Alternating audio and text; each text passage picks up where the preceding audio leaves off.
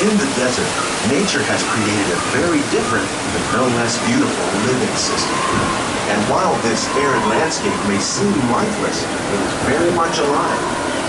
The plants and animals that have learned to survive in these harsh conditions make use of what little water they can find and avoid the scorching rays of the relentless sun.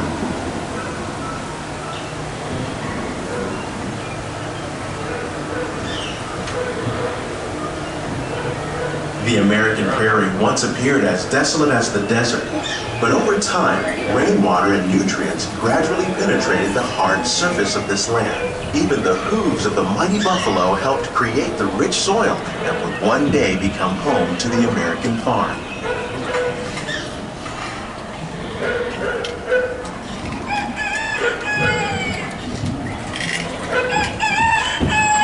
There's Chip. Of all the forces at work on the land, humans have had one of the most profound effects. The need to produce food for a growing world led to the enormous use and sometimes overuse of the land. In our search for more efficient ways to grow food, we often fail to realize the impact of our methods.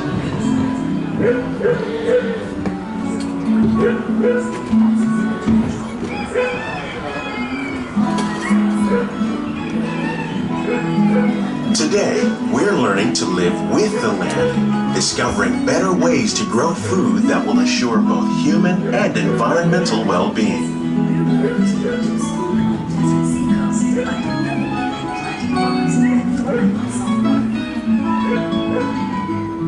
In Japan, we learned that by mixing leaves and other living materials into our soil, we can make farmland more fertile without the need for chemicals. Here at Epcot, we're learning to reduce the need for chemical pesticides by breeding and using natural predators, like ladybugs and wasps, to control pests.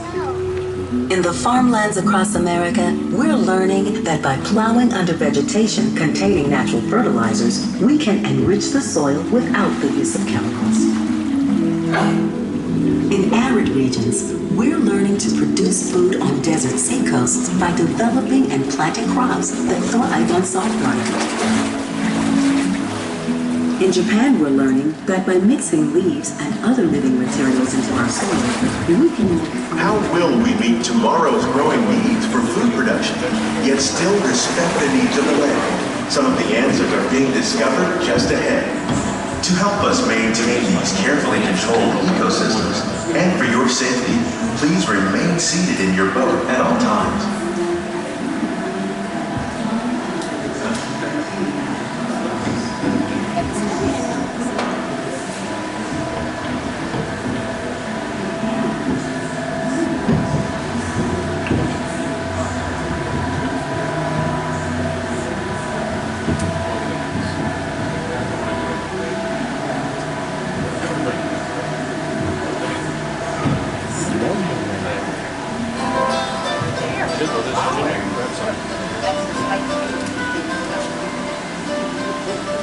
Welcome to our glimmering greenhouses, where scientists from Epcot and the U.S. Department of Agriculture illuminate the wondrous gifts we receive from the land.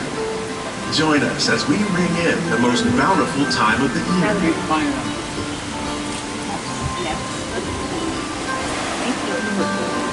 For some, it's difficult to imagine the holidays without winter and snow, but one of the most important holiday crops actually grows in the tropics.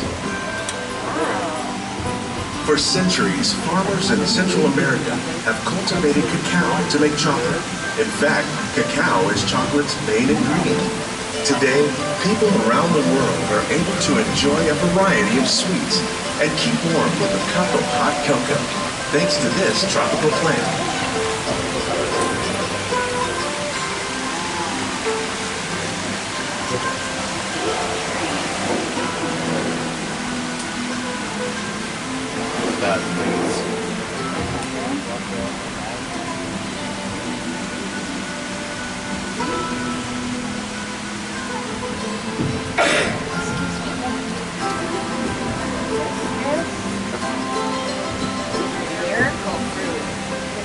Go.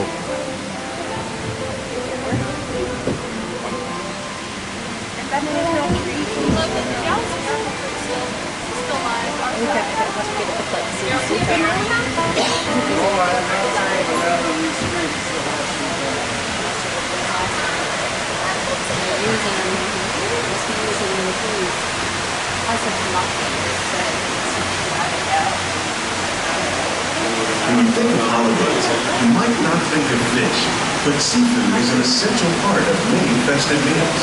In parts of southern Italy, family and friends gather once a year to celebrate La Regina with a 7-course seafood dinner. Tilapia, bass, and shrimp, like the ones raised here, using our sustainable water systems, make up just some of the dishes served during this family meal. Today, in the United States, the tradition is known as the Feast of the Seven Fishes.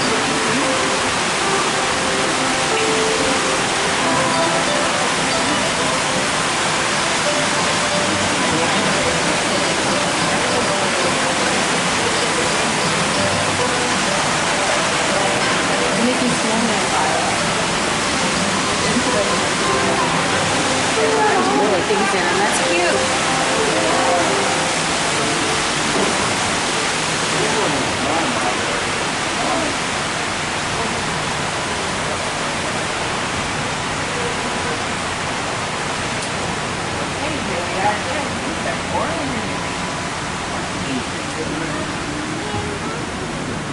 Citrus, like the oranges grown here, are common in Florida, but in northern Europe, where fresh fruit is rare in winter, they're much harder to find, making them an extra special stocking stuffer. During Chinese New Year, these vibrant fruits are given as gifts of good fortune. For your safety, please keep your hands inside the boat. Parents, please watch your children.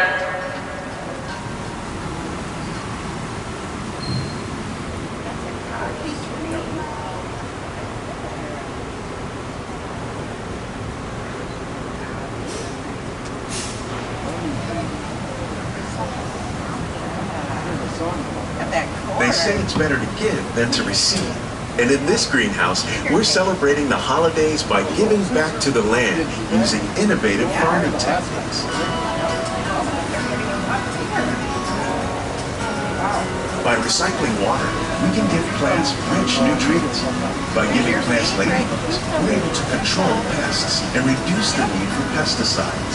And by growing ground plants vertically, we give them better protection from disease. Ah, that is a hidden Mickey.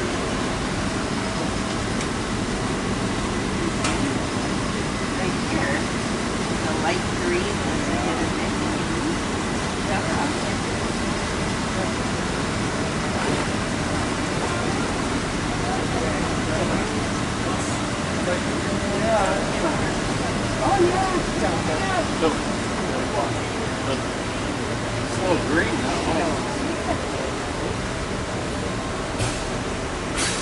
With these gifts, our plants can grow an abundance of festive vegetables. This greenhouse alone grows a bountiful 15 tons of produce each year.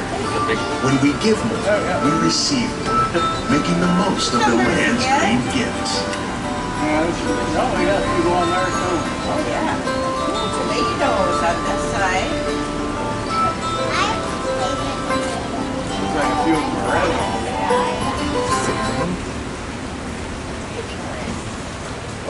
Many of the plants you see here help spice up the holidays.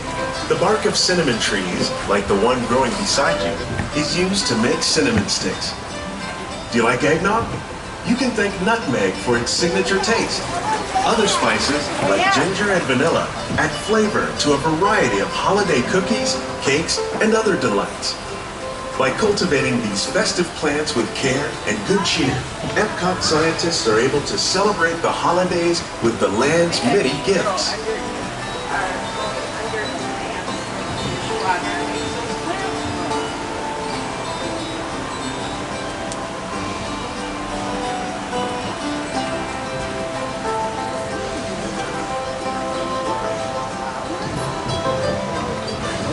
Remember Price eggnog today, huh?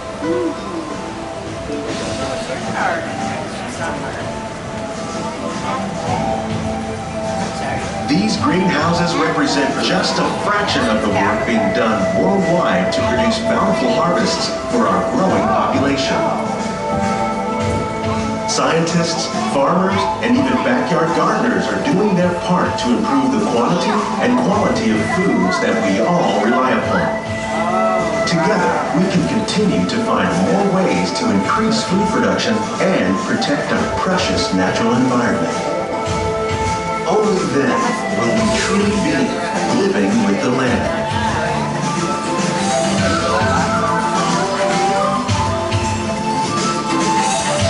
On behalf of Walt Disney World, we hope you've enjoyed this unique journey through our living laboratories. If you'd like a closer look, then check out the behind the scenes